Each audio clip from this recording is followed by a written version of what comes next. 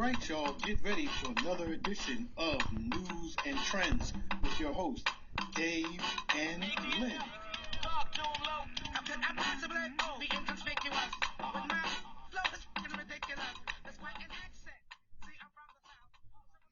Welcome to Newz and Trendz with Dave and Lynn.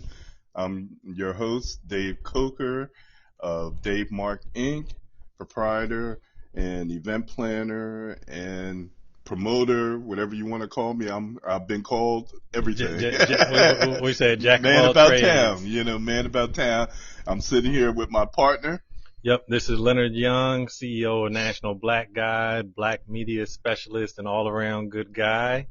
Okay, all right. Hey, what's going on, brother? How you doing? Happy New Year. Happy New Year. It seemed like it was a year ago since I seen you, right? Yeah, I think I had to get that out first. It was last year. It was last year. Okay. Yep. Yeah. So I'm not sure if you had any New Year's resolutions, but hopefully all your goals for this year come true. Yeah, I'm not a big resolution guy, but I will always say the one thing that I always wish and hope for and want to see happen is that I get to say Happy New Year the next year. True. Yeah. True so Okay. That's if I get to do that, I'm good. See, and I thought you were going to say your birthday because I know you're a big birthday celebration type person. I hope to make it to that too. But, the big, if I make it to next year this time, I'm good. So, did you do anything special?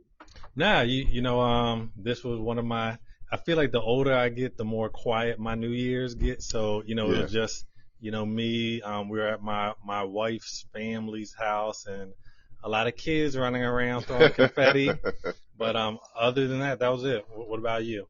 Well, I was supposed to have been going to church Friday night. We had something at my church, but I didn't make it there. But I ended up watching it online, so I was there in spirit. It was a good service and everything. And other than that, just kind of watched Dick Clark and some of the other shows. The shows were horrible this year. Hold on, speaking of show, did you see your boy Don Lemon? Yeah, I kind of switched back and forth between Don and Andy Cohen. Andy Cohen. And Andy Cohen, he said some stuff that was just outrageous on that show. Did you hear what Don Lemon said? What did Don say? I mean, unfortunately, I'm looking at the disclaimer here. I've seen content, but when he was speaking to Lizzo, and Lizzo had said something like, "Oh, my New Year's resolution is to have no more broke D in 2022." Yeah. So then Don said, "What did you say?" And she repeated it. Then Don Lemon, this all on CNN live TV. Yeah. Then Don Lemon repeated it. And I was like, Jesus. Yeah, the hosts were kind of out of control. I don't know if you saw, Molly Cyrus and Pete Davidson did a show that night too. And Molly was performing and lost her top. I saw that. So it was just a wild night. It was so crazy. Hold on. If this is what we had to look forward in 2022, I don't know whether to be excited or scared. Yeah, it's going to be.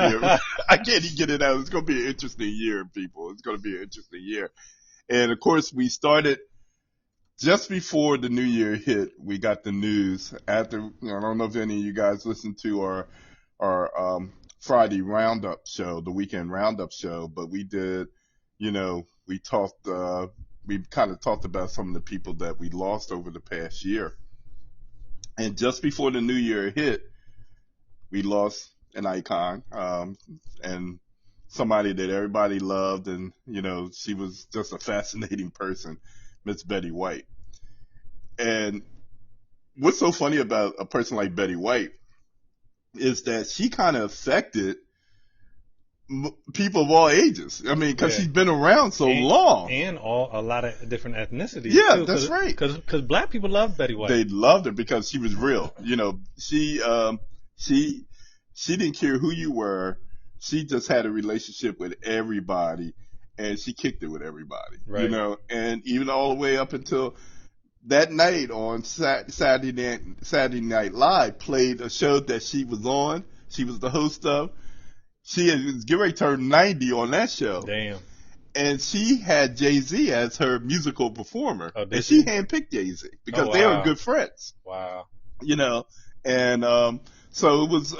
I watched that show, and she was off the chain on that show. She was she was off the chain. So, but that's what you loved about Betty White. Yeah. So, just want to say, of course, we had just lost John Madden prior to that. So those were two iconic figures.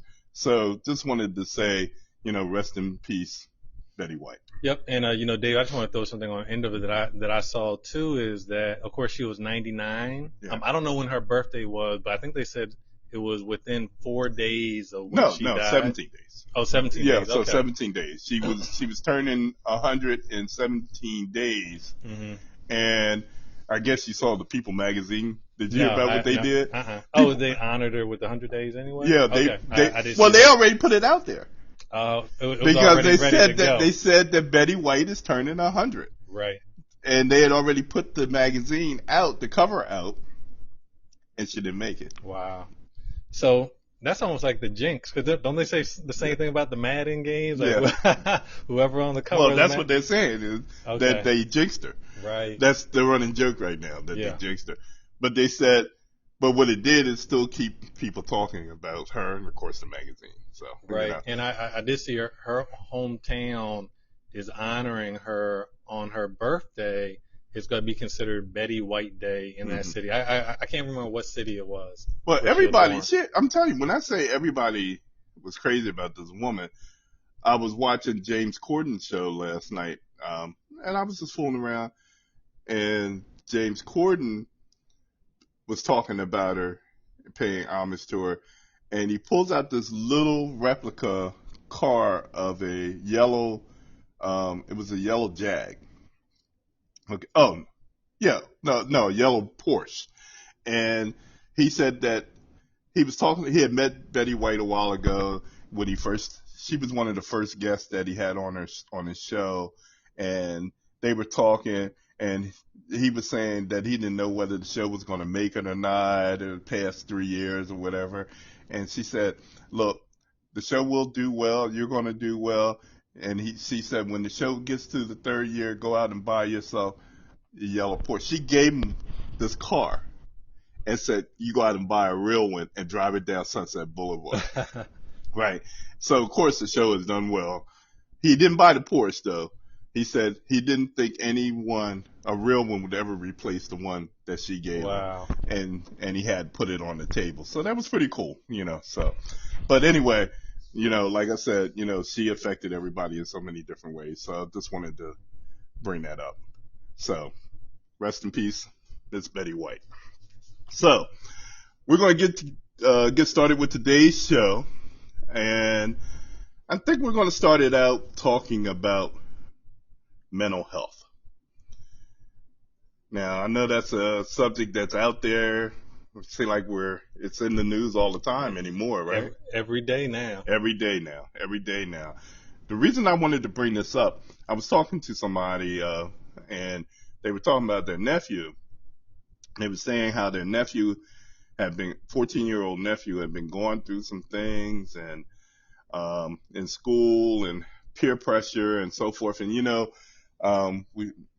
have small kids of your own. You got school kids of your own, school age kids of your own, and how it's nowadays between social media and being able to deal with the kids and the way they are with each other, interact with each other.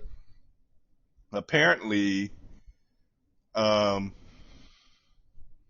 this kid was having trouble trying to fit in with the group of kids he wanted to fit in with, and he got into an altercation, to make a long story short, and supposedly stabbed one of the kids. Yeah, in school. Outside on the ground. Okay. So, of course, they're going through all the legal stuff now and whatever, but he was under a lot of pressure, and he tried to talk to his mother about it, but she just didn't take him serious. There was a lot of taunting, apparently, that the mother found out later on that was happening through social media. Social media right now is the root of all of this stuff. Yeah, no, I mean, it's like the best of times and the worst of times, right? All rolled up into one beautiful little package. Right. Because you have to pay attention to, especially the young people nowadays, because you got to watch their highs and their lows. I did counseling for 5 years. My degree's in psychology. The counseling I used to work with troubled youth and their families. And I had to learn how you had to watch the highs and lows. Now, keep in mind, when I did this, there was no social media. Right. So it made it a little easier for me to kind of pinpoint on the issues and the problems that these kids were having just by having simple talks with them and being able to get them to open up. But with social media now, as the influencer, a lot of them won't do that because they're kind of. A lot of them won't open up. They won't open up because their world is what they see on that computer, that laptop, that phone. That's their world. And it's probably like parents don't understand. And that's exactly what it is. But the people that they deal with online, or the people they trust, or the people that are online, that word influencer, we talked about it a couple weeks ago, about the influencers and how the influencers have taken over the game now. This is where all the mental issues come in, because if somebody is on a computer or on your phone telling you this is what you do, this is how you do it, this is what's going to make you famous, hey, that's what a lot of people tend to listen to, and that's what they try to do. They try to emulate this person. Right. So, I guess, my whole thing or my whole question is, I think it's hard because, even with my kids, if they have problems or they're going through situations, they're more likely to talk to their friends about it, kind of share their information with their friends than with their parents. Right. And when I was a kid, and probably when we were kids, the same thing probably happened. So, what makes, is it just the accessibility of, all these different interactions that they get on social media that, I guess my thing is what makes it different from when we were kids? So, and I only say that in terms of, okay, when we were kids, we were probably outside all the time. We were around a whole bunch of kids, good and bad. Now, these kids are on social media. I mean, of course, those levels have been elevated because now they can go national. But, where does that difference kind of come? Where is it that we had certain coping skills that they don't have? And is that the parents' fault, or do you believe that all still kind of stems from social media? I think it's a little bit of both. Parenting nowadays is not parenting 30 years ago, 40 years ago, even 20 years ago. It's not the same. Sure, maybe even 10 years ago. Yeah, well, 10 years ago too. I mean, it's ever changing. The parenting has been taken over by electronic devices. Yeah. Okay, that's where the parenting is being done.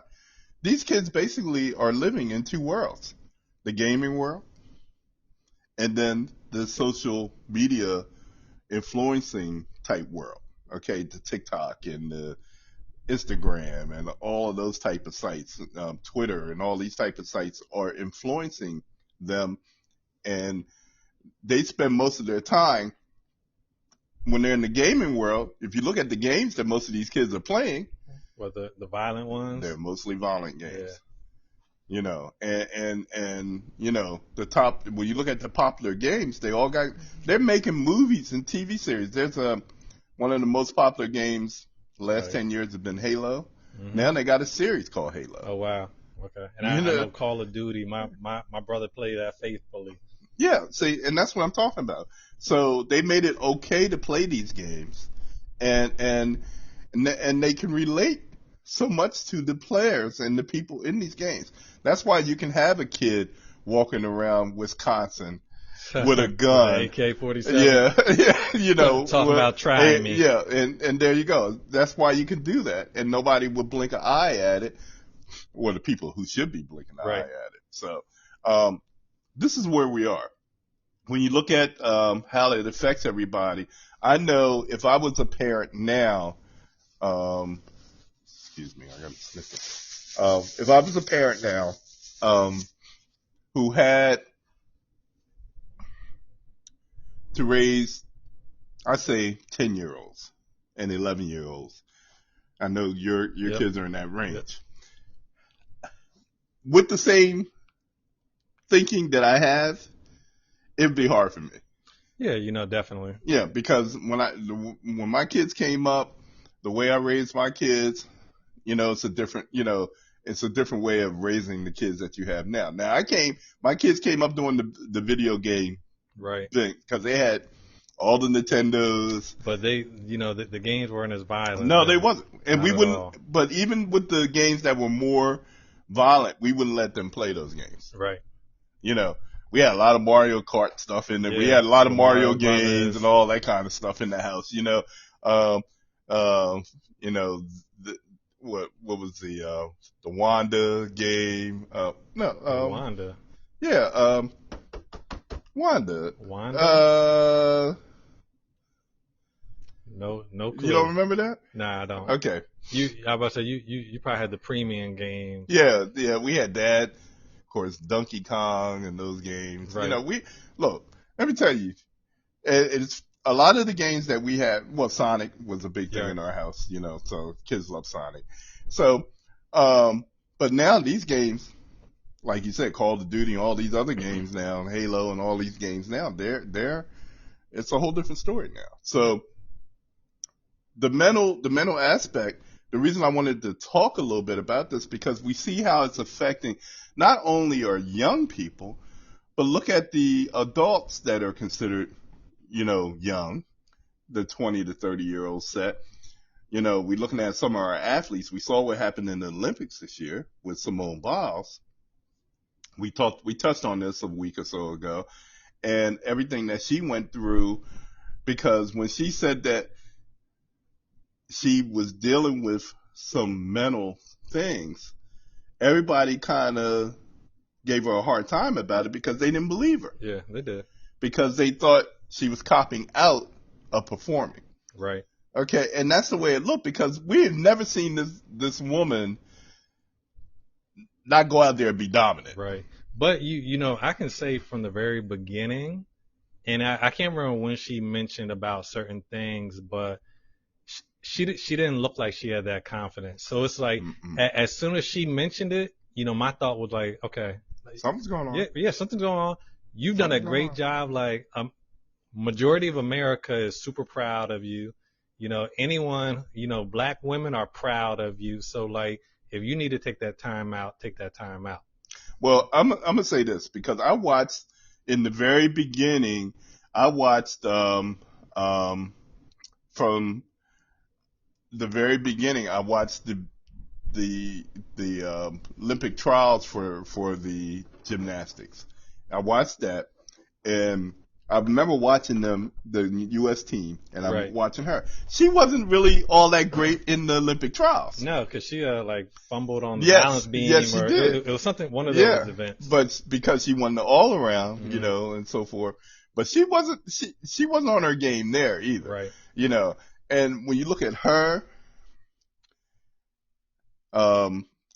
Naomi Osaka, another one who I've watched her from the moment she beat Serena Williams in the U.S. Open a few years back. The way that she handled herself after she realized that she was not the popular person Right. at that tournament. Of course, everybody wanted Serena to win. Right. And she beat Serena, and people were not happy. And I felt bad for her, because I was sitting there watching her, and she held it together, but she knew that she was not the popular person there. And she cried, and she was just totally defeated that day, even though she won. Mm-hmm. How could you just win the biggest match of your career I and know. feel like, People hate you. yes, Yeah. I mean, I get it. But, I also think, well, I think the mental health is hard because, even when I think back to like when we were kids, okay, certain kids will get in trouble and they start crying. Other kids get in trouble and it's like, I mean, no cry. Some kids get in trouble and be like, just give me my spanking. So it's like the different levels, and, even with the mental health, I won't say I understand the other people's point of view, but I can understand maybe their ignorance because, a lot of people, if I can't see it, then I can't quantify it. How do I know it exists? So it's kind of like, okay, if Simone Biles looks fine, she's talking fine, but she pulls out, so I think their ignorance, and, I would probably say, and I mean, of course, you're probably a mental health professional, semi, but, for people who have never been directly related to somebody with mental health or experienced stuff themselves, they just can't understand. That's true. They can't understand, and there's no way for them to understand. I was listening to what you just said, and I go back, it just made me think about how, you remember, you're talking about when a kid, remember back when kids got spankings or whatever? You got a spanking or whatever? Yes, I do. But do you ever remember watching, seeing a kid get a spanking and not react? Yes. And you say to yourself, okay, because if that was you, you're going to react, Well, you know what? I try not to react, but at a certain pain threshold. Yeah, but there's a pain threshold and an emotional threshold too, where you realize that you messed up, and the pain. That's a combination thing that causes you to scream or holler or start crying, whatever the case may be, even though you're trying not to, because you don't want to give the parent satisfaction. And if anybody's watching, you don't want to give them satisfaction of being able to see. Yeah, exactly. But that one child or that kid that didn't react and you'd be like, okay, he is getting hit. Right. Okay. And so that particular child, you would say later on, there's something wrong with that person. Yeah. Okay, so if I can, you know where I'm going with that, right? So, but if I can take it another place, so of course you know what it makes me think of right off the bat. Okay. Roots. Okay. And now I mean that's a little bit different. It's a movie. A little bit different. But you're talking about when he got the because he has so much determination, perseverance, maybe a little bit of mental too. I was going to say there was some mental going on. I mean definitely because they had him all messed up. Yeah. Up here. And I mean I do and that's agree. A good example. I like that you brought that up. I do agree. Almost like a mind control thing where, so kind of like, even you and I, when we go through certain situations, maybe this is a men thing too. And I'm You had to qualify that. Right, folks. right. Okay. But I mean, I know there are a lot of women out there, but I want to just say it's for men because I feel like men usually get and if you are out there, people, women and men, make sure you comment if you feeling what we're saying or want to interject, put your comments out there in the field on our while we're talking, and we can respond back to you. So I'm just going to say this. A lot of times when we're going through tough situations, we don't want to show people that we're weak. We want to maintain that strong image. So when I think about Kunta Kinte, when I think about those kids who don't cry, and I'll take it back. My son, I had a situation where this was years ago when he was little, and I think it wasn't a real spanking, but it was enough. Mm-hmm. And he stiffed up, and not to swing anything, but he stiffed up to resist the pain. Yeah, to resist the pain. Mm. And it kind of made me feel weird because, of course, as a parent, when you're disciplining, you want them to feel some type of discipline. Yeah. And when he didn't, it kind of threw me off. And, it's one thing, okay, do you beat him harder or do you just stop? And see, and that's where the issue comes into play. Because if you go harder, and they resist even more, then it's almost that tipping point in their mind. Yeah, there you go. And then yours too. Yeah. Because you're like, okay, what do I do now? Right. Okay. So, and of course, nowadays, there's a word that you're not supposed to say about your kids. Because they tell you, it's just like the R word, you're not supposed to say, the word I'm talking about, when a kid is considered slow or not up to speed as the rest of the kids, it used to be that word was put out there a lot in the past, but now you can't say it. Right. But you're also not supposed to say bad. A kid is bad. Oh, okay. So I've not heard that. That is a derogatory thing towards a kid. And if you start that, think about it. If you say at a young age to a kid, you're bad, or they're hearing it from family members or whatever, you're bad, or that kid is bad. Well, as they get older, they start to take on the characteristic of what they think bad is, Right. and become that child. Okay, so you have to be careful in saying that to a kid. You're bad. You don't listen. You know, you're gonna end up in jail. You're gonna end up Right. here. You're gonna end up dead. That's what happens a lot with a lot of these kids. Yeah, and I agree. I was just thinking, and I was kind of going with what you said. Teachers. So I think you can either accept that role, whatever people. Well, I guess you accept that role because I always think about teachers telling kids, "You're never gonna be anything. You're never gonna go nowhere." Right. And there are a lot of kids who own that. Mm-hmm. And it's always funny because I can't remember if it was Kevin Hart or somebody, but I was listening to somebody recently. Yeah, that said that. Yeah, and they're like, I was just thinking that as you were talking about it. Yeah. I can't remember who it was. Was it Kevin Hart? I feel like it was, but it was somebody recently, and they were just saying, when I was little, they said I wouldn't be anything. And they said, I want to thank that person, right? Right. Yeah. Exactly. So, it's amazing when you think about it.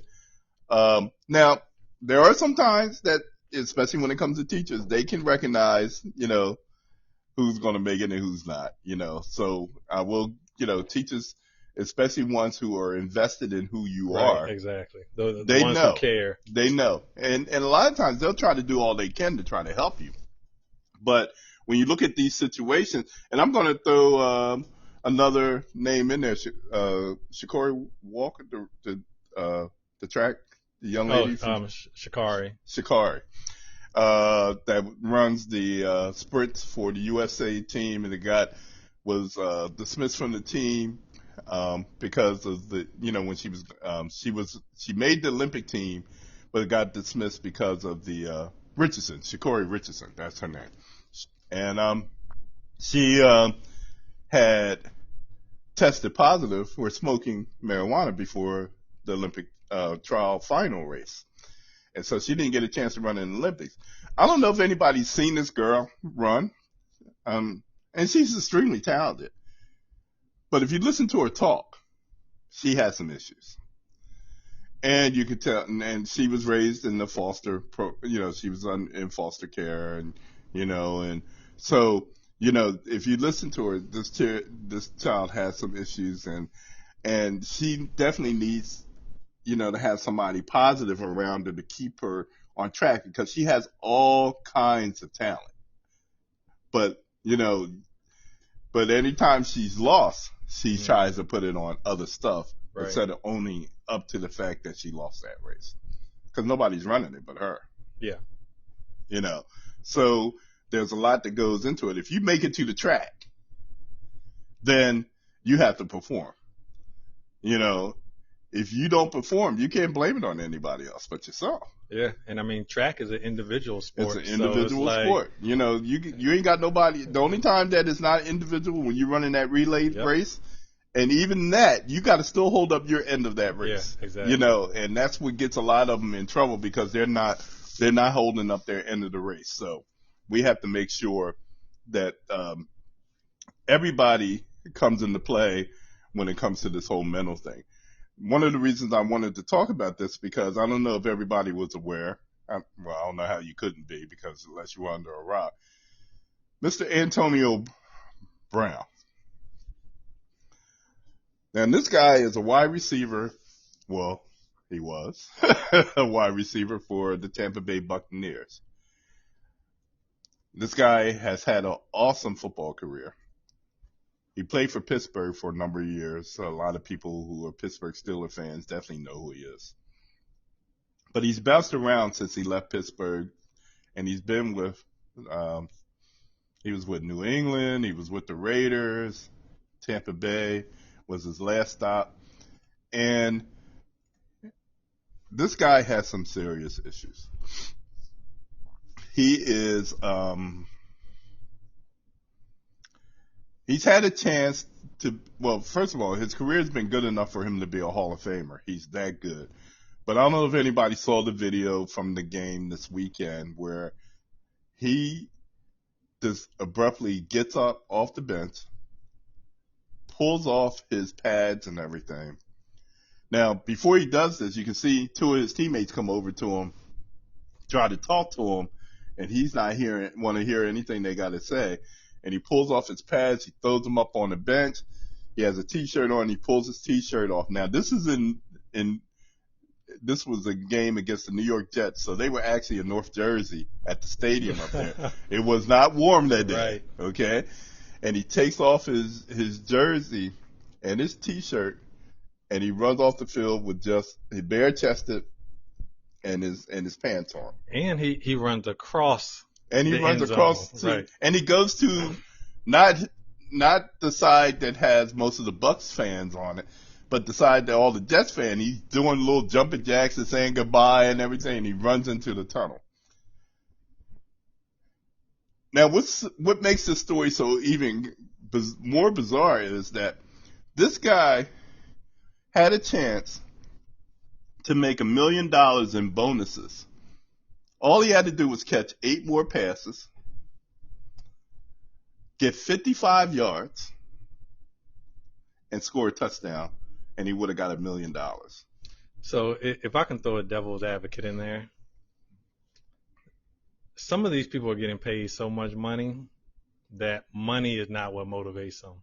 You know, and money motivates this guy though, because okay. That's what it's all been about since he left Pittsburgh. That's all it's been about is money. Gotcha.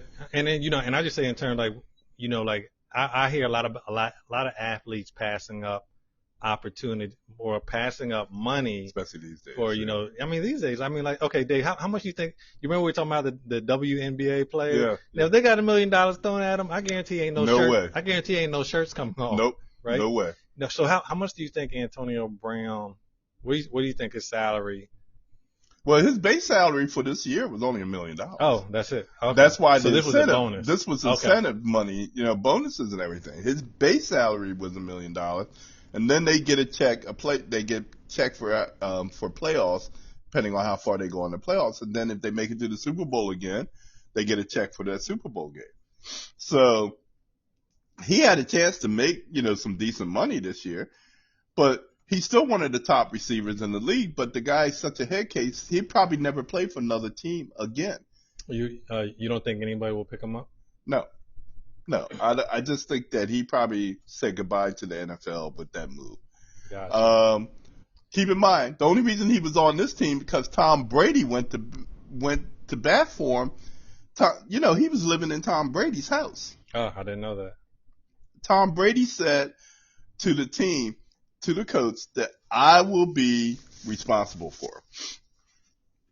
So now you done made a fool of Tom Brady and the whole Buck organization. So let me ask this question. Right. And I just say, because I know there's probably a lot of these occurrences in sports where, how do you tell the difference between like a mental health issue, which Antonio Brown may have had, right, and somebody who's maybe just, and I'll just say like a spoiled brat? Well, he's both. I mean, there's no way of getting around it. He is both guys, because I don't know if you ever seen any of this.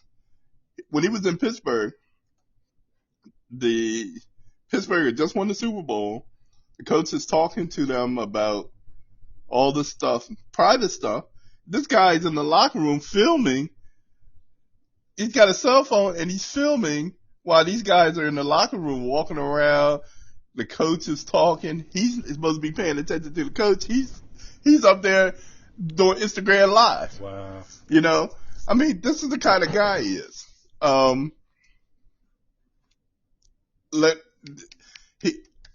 It's everybody's talking about it. The guy needs help. And when you look at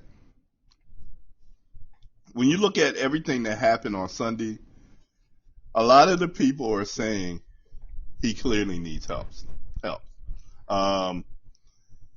For him to walk away, now he said that he was hurt when the coach came over to him and put him. The coach said that he went over to put him in the game, and he told the coach he was hurt and he didn't want to go back in the game because he was hurt. So the coach said something else to him. He said, "No, I don't want to go in the game." And the little thing was exchanged. And that's when he got mad. Of course, now he's saying that's not what happened. He's saying that the coach benched him and would put him in the game to keep him from getting his money. And do you believe that? Part of that could be true. I'll tell you why. This is the same guy that lied and said, the vaccination card. Yes. Okay. He was suspended for 3 games because that incentive, people would have already met those incentives if he hadn't got suspended for having a fake vaccination card. So that's why you find it so hard to find him credible with this kind of stuff, because if he hadn't have pulled all the stuff that he's pulled, and believe me, he's got a rap sheet. If he hadn't have pulled all the stuff he's pulled since he left Pittsburgh, we probably would sympathize with him a little bit more than we are. Okay, but because he's done a lot of the stuff that he's done, plus he's had issues with women. I mean, it's just crazy, man. So, it really is. So it's just time for him to wrap it up. It's time for him to just wrap it up and go away. He's probably heard his chances to get in the Hall of Fame now. You know, I mean, if they go by record alone, he was a great enough wide receiver. Even after, I tell you how good this guy is. He didn't play for 4 weeks. He came back last week, played his first game before, not this past Sunday, the Sunday before. Played his first game and had over 100 yards in receiving. Oh, wow. And a touchdown. And hadn't played in 4 weeks. That's how good this guy is. Okay? So the talent is definitely there. The issue is, where's the mind? Right. Because it's not there. Okay? So this is, so I'm on my soapbox, guys, about the whole mental health thing because it keeps coming up. Every time I look around, there's somebody talking about mental health. And I wanted to bring it up, and I wanted to see what you guys thought. If you have any comments, feel free to put it in our comment. You are listening to Dave and Len, Newz and Trendz with Dave and Len. And so just make sure that you put it out there if you have any thoughts or whatever the case may be, especially about the mental health issue, because that is something that we definitely need to pay attention to. Yep. So, Dave, let me ask you one last question on your thoughts. Do you think that these professional sports teams need to do a better job of monitoring the mental health of their players, or do you think they're even doing anything at all? Well, they are. They have people that are assigned to the team. Gotcha. They have people that are there, but of course it's up to the player to tell them what they need to tell them. Right, right. I mean, you got to seek those people out. And I'm sure if certain players were to be honest with them, it'd probably take them out of the game. True. So, they probably don't want to lose any money over it. What person wants to tell somebody? Right. You know what I'm saying? Especially when they're getting paid millions of dollars a year. Hey, I got this issue. I got this. It's just like a person walking up and saying if they're gay or not. That's something that's why, there's a lot of gay players in the league, but you're not going to know about it because so far it's only been one that came out. Right. That's in the league right now. But we know there's more than one. Okay? So just think about that. I'm going to move on and stay in the sports arena. Of course, I got to talk about my Eagles. The who? The Philadelphia Eagles. Eagles. Eagles. That's who I'm talking about right now. So the Eagles fooled around and got in the playoffs this weekend, y'all. Nobody saw that coming. It was only a few weeks ago I was trying to figure out what in the world they were doing, and they didn't fooled around and got into the playoffs this season with a brand new coach, brand new defensive coordinator, and with a brand new quarterback. So I want to give my hats off to the Eagles. They played Dallas this week. That team that I don't like to talk about. They played Dallas this week. I don't know how that's going to go because the Eagles are already in the playoffs. Dallas is already in the playoffs. We don't know if they're going to play their starters or not. But the Eagles just found out that 12 of their players have COVID, tested positive for COVID yesterday. So we don't know how many of them are going to be available for the game. But it doesn't matter. The way I look at it, the Eagles will be in the playoffs, and that's all that matters. So hats off to the Eagles. Fly, Eagles, fly. All you Dallas haters out there, didn't you guys lose this weekend? That's all I got to say. All right. But anyway. Yep. So if you're a Dallas fan, make sure you comment in the comments for any questions you have for. Don't worry, I got answers for you. All you gotta do is put your questions out there. I got answers for you. I was on social media this weekend, and I have a couple friends that are big time Dallas fans, and they stay on social media. I ain't see any comments from Dallas fans until about 7 or 8 o'clock that night after the Dallas loss. So we'll see. We'll see what happens. All right. So, moving along, after the Eagles, go Eagles. So, one of the stories I want to kind of talk about today too was, and, this kind of goes in what we were talking about, towards the beginning of the show, but so, we're familiar with, Devon Franklin and Megan Good announcing that they're splitting. And, I think a lot of people were confused by it because right after they announced that they were going to be splitting, Devon Franklin stated something similar to, Megan Good is my best friend and I love her with all my heart, which is confusing to people why they're splitting. Mm-hmm. But, over the New Year's, he posted a message on social media, and I'm not going to read all of it. But, one of the things he was talking about was instead of, a lot of people for the New Year's, of course, is Happy New Year's, Happy New Year's. So, part of his message was saying not necessarily Happy New Year's, but Happy True, TRUE year, basically saying, being true to yourself. Now, when he posted this, when I first saw this picture, Dave, I didn't know who this was. That does not look like him. Yep. So, the way his face looks in this picture, to be honest, I thought it was someone who had been beaten up. I thought it was someone who had been beaten up by the cops. I didn't know. But, it was just he was really expressing his feelings. Part of this says that last year he struggled with feelings that he did not do enough last year. So I personally take that to mean he did not do enough in his relationship. He also says that, he is not enough, so he must do more. And, so it kind of made me think, I think it's the Michael Baisden book, Men Cry in the Dark. Yeah. And I'll tell you, it's funny. So on social media, and this was probably about a year ago, maybe even a little over a year ago, I saw a post, which I reposted on my page, National Black Guide. Mm-hmm. And the post was saying, men, it was directed towards men. It said, men, when you need somebody to talk to, who can you talk to? And Dave, I was astounded by what people were saying. A lot of people said nobody. Mm-hmm. A few people said their spouse.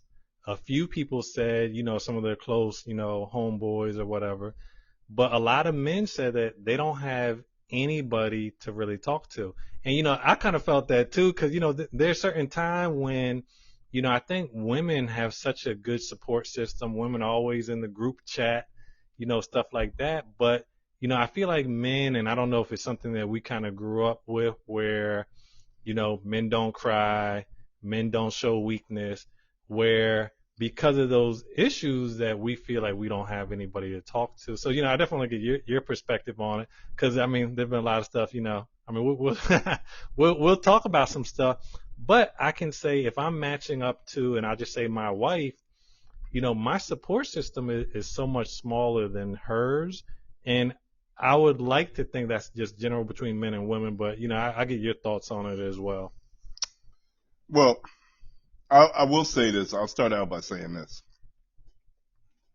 I've always felt that way I should say I felt that way for most of my life, that I had no one to really share those thoughts with. Okay. The reason for that is I've always been that go-to person.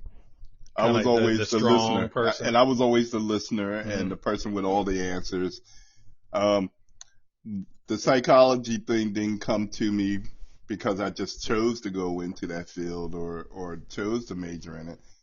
I used to be that kid that people used to talk to when I was a kid, and I was always the best friend or everybody's best friend.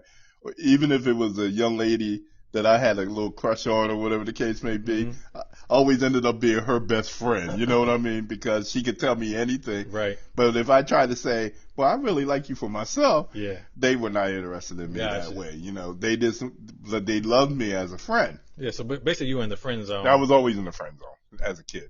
So, Now, what about as a? Never mind. anyway, I'm not going there with that foolishness with him. I just say now, when I look at it, men tend to be more private with their stuff.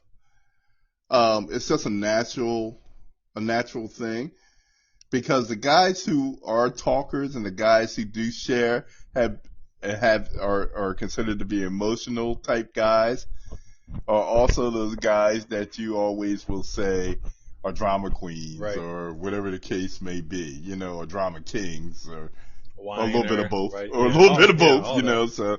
So or somebody that whines or whatever. I'm going to say something that might be a little controversial here, but I'm going to say something. I had a person say to me that they met this guy. The guy was 55 years old, never married, no kids. And they said, they started telling me a little bit about the guy, and I started laughing. And they said, well, why are you laughing? And I said, you really want my answer to that? I'm going to tell you this. Run. Because there's something going on with that guy.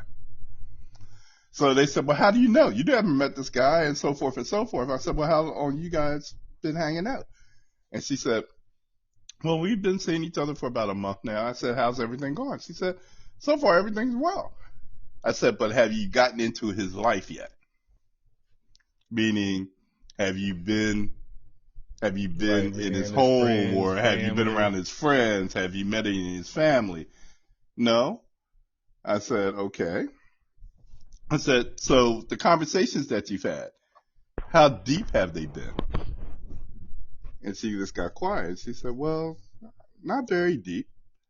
I said, have you done more talking about yourself than he has? And she said, yes. And I said, well, how do you think I know all of this stuff?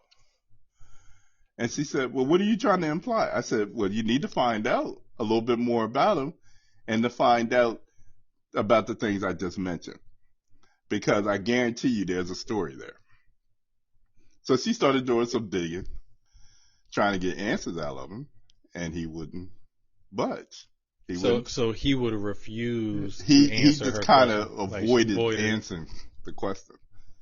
And so she said, I try to get some answers out of him, and he's not answering these questions. I said, well, what are you answering? She said, I'm just asking about past relationships. Did he want kids? Why didn't he have kids? He won't talk about any of that stuff. Yeah, red flag right there. Right. And I said to her, remember what I said to you in the beginning, right? And she started laughing. She said, okay, all right, I'm listening.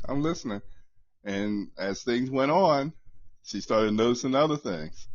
And I said, do you see what I'm talking about now? I said, it's usually we have to pay attention to the things that are being said and listen to the things that are not being said. Right.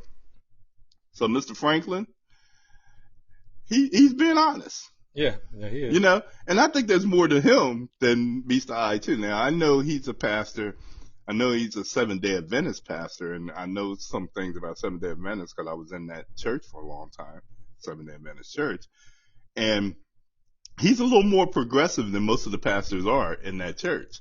And so, and for him to marry somebody like Megan Good definitely put him outside the box of most pastors in that whole denomination. So I'm just letting there's some other stuff going on within there. I definitely the first thing that kind of came to my mind is, when he got with Megan, was there a certain base that he lost? Now, I'm sure Megan probably She might have lifted him up. Yeah, she might have lifted him up, but I'm sure there are certain people who, because I feel like all the progressive pastors, as they progress, they gain a following and they kind of lose a following too. But yeah, I mean, I agree. I think Megan's world was, probably totally different than his. Definitely. And them two worlds meeting, and he still has to represent, a certain image, and she can kind of do what she want to do. Look, did it look like that Megan stopped doing what she was doing when they got married?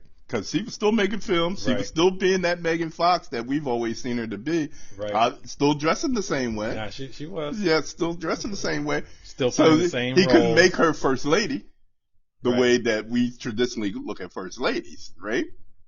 So he had to be progressive. He probably had to come too much out of his box in order to stay with her. Right. And that's probably what he's talking about there. Yeah, no, I agree. Yeah, so he's got to stay true to himself. Right. Whatever that truth may be. Exactly. So I just wanted to bring it up real quick because when I saw it, it just kind of made me think of the whole. And the reason why I said it is because some of the comments were saying he was soft, he's a simp. But it's like, at the same time, like, okay, men have feelings, men need, even if they consider him a simp, when something's going on, you want to talk to somebody, no matter who you are. That's true. And especially, and depending on what it is that you have to talk about. Like I said, it sounds like he has some stuff to tell. Yeah. So I'm sure we won't hear the end of this. We gotta wait for one of them power sermons where he just starts, paraphrasing. Yeah, because some of these sermons, these guys get on their pulpit and they start telling all kinds of stuff. They do. And I wouldn't be surprised if something comes out that says, "Oh." Like, that's there what happened. Oh, he's talking about Megan. Yeah, right there you go. There you go. All right, so with that said, we'll go ahead and move on. I would also like to recognize this past week, the last surviving mother of the Birmingham Church bombing died at 93. Her name was Maxine McNair.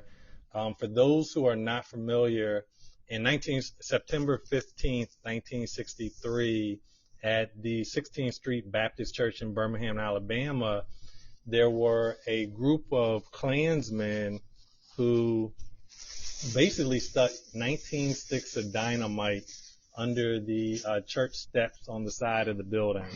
Of course, through that explosion, 4 young girls were killed. I think they were all under, 13 years old. So this was the last living mother of one of those 4 children. And, when I saw the story, the reason why it kind of resonated with me is because I was in Alabama and I was in Birmingham, and my wife and we went to the, and I should have looked up the name, but we went to their Black History Museum. So I'm in the museum and I'm looking at the pictures on the wall. I'm reading the information about the church bombing, and I feel like I heard about it, but, I wasn't, up on it. As I'm reading, there's a window that's, kind of like right next to where these plaques are on the wall. So I'm reading it, looking at the church, looking out the window, and I'm like, hold on. This is the church right across the street. So their cultural center or I can't remember what it is. Their museum is right across the street from the church where, that was bombing, which kind of, even makes it closer together. But, one of the main things I remember from, going to that museum was one of the articles that they had posted up said that there were so many bombings in Birmingham that the nickname for Birmingham was Bombingham. And I was just like, damn. So not only was there the church, so the Birmingham airport is named after, and I should have looked it up, Shuttlesworth. Oh, really? Yep. So their airport is named after, I think is it Paul? I think that's right. Okay. Yeah. Yep. But they said, they also had a couple pastors' houses who are also bombed. Yes, that's true. And to me it was just amazing because we think about it now. Like I can't think of the last time that I heard of someone setting dynamite somewhere to purposely kill somebody in America. But just the way like I definitely commend anyone like those civil rights leaders and community leaders at the time because, like we think we're risking our lives to do certain stuff. And I mean, some of us are, but, definitely that was a whole nother level of risking your lives and being targeted, by those situations. So I just kind of wanted to bring it up, bring some recognition to that situation because the 16th Street Church bombing wasn't something that I was super familiar with, but going through the museum was very informative, very sad, but definitely a great experience as well. Well, one thing I could say about it now, that happened in 1963. I was 3 years old at the time. Because I was brought up in schools that were considered black schools, I did know about the bombing. It was something that we were taught about, and so I think the first time I remember hearing about it was probably first or second grade, and I remember my mother talking about it as well. And so, excuse me, I know that we have to always make sure that we are listening and paying attention to these type of things. Now, here it is. This woman, Miss McNair, was 93 years old. She lived all this time. Right. But keep in mind, she had to keep those memories in her mind. Now, she probably she should be somebody we all know. I would have, if I had met her, I'd probably be sitting in front of her, hands folded, right, and everything she had to say, I wanted to hear. Because she's somebody that survived that whole thing and so forth. And it's a shame that these type of people, we don't really hear about them till they pass. Yeah, very true. So, yes, I'm so glad that you brought her up. She definitely does deserve to be mentioned. Anytime I see a movie that has to deal with back during that time, that's one of the things that's always mentioned, is when the bombings happen, especially during the civil rights movement and so forth. And I think, what was the movie? About Thurgood Marshall. It was mentioned. Yeah, it was definitely mentioned in that movie about that whole thing. So, we have to make sure, folks, that our history is talked about. If you listen to our last show, we talked about that in our last show. We have to, the things that we don't know, we need to find out about, and the things we know a little bit about, or we might have heard about, we need to do the research and get them to the forefront of our minds.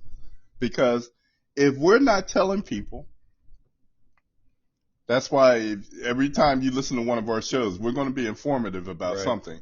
If we're not telling people, not just us, but if you're as parents or as people who are in the know, if you're not telling people, then it's going to die out. It's going to go away. It's going to dissipate, and nobody will ever know. Okay, and that's what happened with some of the stories we talked about last week.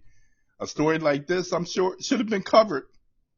Every news media should have been talking about this lady. Yeah, so I mean, I will say there were a lot of people talking about it. So, it definitely did get some good coverage. Here, just looking at the article, so there were 4 men that were convicted. 2 of the men were just convicted in 2001. Yeah, just happened recently. I know. So, I mean, it's so crazy that this happened in 1963? Yeah. And they're just getting convicted 40 years later? Yeah, 40 years later. Yeah, that was a big controversy. Yes, I mean, that's definitely. Here in the article from AL.com, it also says that in 2002, Villanova University right here in Pennsylvania created a scholarship to honor the daughter, Denise McNair. So that's something I did not know. And I'm curious how that connection came about. But, definitely good to know. Well, she was very big on education, apparently. Right. So that's good. Guys, we got to stay woke. I hate to use that phrase. I know it's something that's been overused, but it is a cliche that works. We have to stay woke. You can always count on me and Len always bringing up stuff that's going to make you pay attention.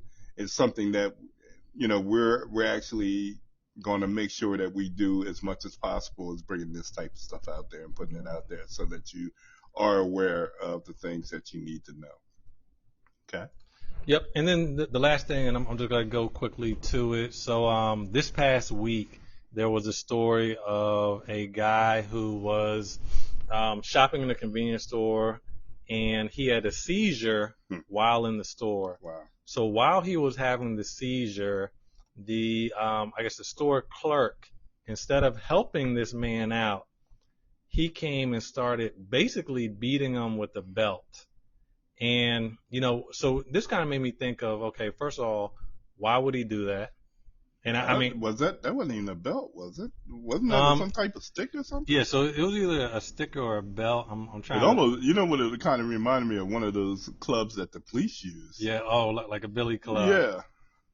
Yeah. So kind of looking at it, it just kind of made me think of, okay, if this guy is in need. Okay. Yeah. So it's definitely some type of stick. Yeah, it might be a cane or something. Yeah. But just kind of made me think of, okay, so.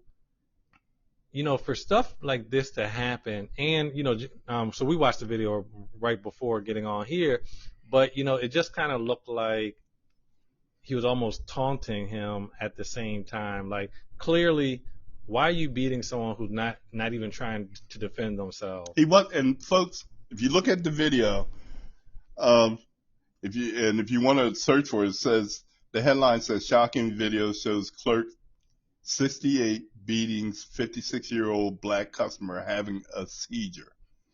So the guy's standing there and he's having a seizure. The guy is it almost looks like this video is not real because the cadence that the guy who's hitting him is kind of like stop and go. Right. Anybody ever see gone to a circus? And you got the tigers and everything, and you see the guy with the whip, and he's snapping at the tigers, telling them to get up on the post. This is the way the guy's hitting him. Right. And with that said, he's hitting them in the thighs, knees, and like lower legs. And below the hip. He's hitting them below the hip. The black man is not even defending himself. He looks like he's kind of like just hunched over, really just trying to hold himself up. So. I mean, it's definitely a weird video. Like, the first time I saw it, I'm like, okay, like, what was this guy thinking? Like, I really have no idea. The guy's not defending himself. But, long story short, it just kind of made me think of, a lot of times when, people don't recognize when other people are going through certain things. Mm-hmm. So, I mean, even though he may not have known that guy was having a seizure, and we talked about before, is like maybe he thought the guy was on drugs coming in the store. I don't know. But, watching the video, it definitely doesn't sit right. No. And especially after this. Now, keep in mind, you just got finished talking about what happened in Alabama. Right. Okay. And then we go to this story. And this guy is not from this, I don't think he's from this country. Definitely looks foreign. And he definitely looks foreign. And he has one of those foreign names, if you know what I'm saying. And the store... of course, there's been all kinds of protests, shut the store down, and the people are pretty upset about it because everybody's trying to figure out how he's getting away with this because apparently he was not arrested, right? So I believe he was arrested. So right now they want the store shut down. They want the store shut down. Right. Yeah. So, I mean, here they've been protesting, signing petitions. And he didn't own the store. He was a worker. He was a worker there. But there are different people that own the store. But it's just crazy when you guys see this video. It's just unbelievable what's going on. And to think that we're in this day and time, and I could see if the guy was coming at him. Yeah, provoking him. He's not provoking him or anything. The guy's doing all the swinging. The guy with the cane or whatever that is that he's using in his hand is doing all. He's the aggressive person. Okay, So we had to make sure, people, that, you know, we just got finished talking about something that happened in 1963. Right. And we're in 2022 now. And we're in 2022, folks. And it still looks similar. And this don't look any different than anything that would have happened back then in 1963. Think about it. Okay. Maybe the weapon is in the hand of a different colored person, but it's still the same thing, because the person receiving it is definitely of one of us. Yeah. So you know, Dave, I just want to kind of bring that up just to draw, like when I saw it, I was just shocked. So, you know, I want to kind of express that to the people who may be listening as well. But, you know, that kind of wraps up everything. Yeah. It's, you know, today, you know, we're going to wrap it up this way. We're in 2022, people. Brand new year.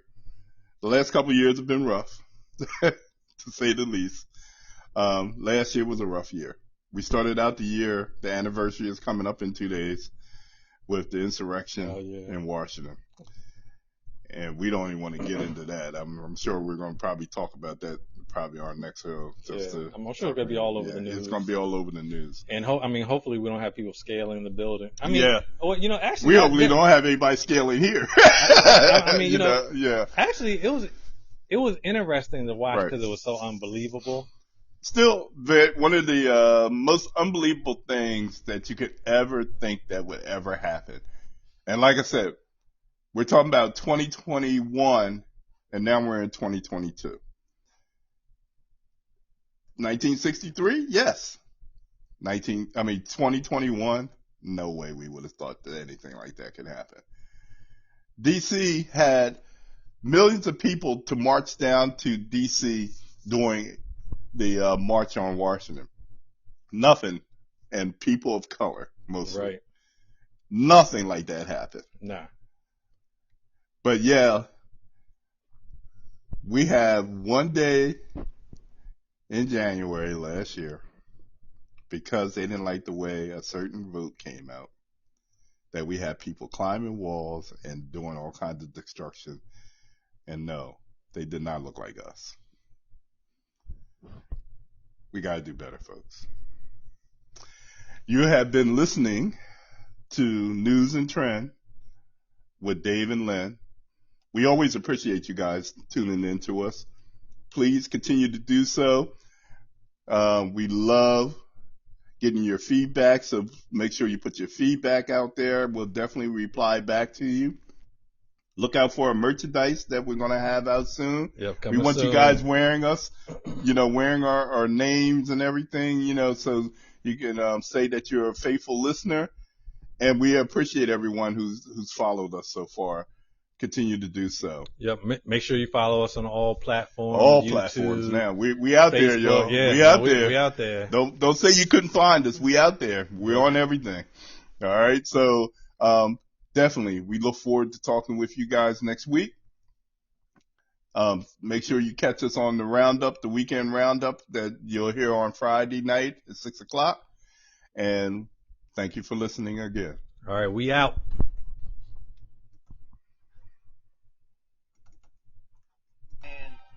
That's the most upsetting part about it, because I remember Big Ben in so many different ways. So, see, I remember Big Ben. Tune in next week, ladies and gentlemen, for another edition of Newz and Trendz with your hosts, Dave and Lynn.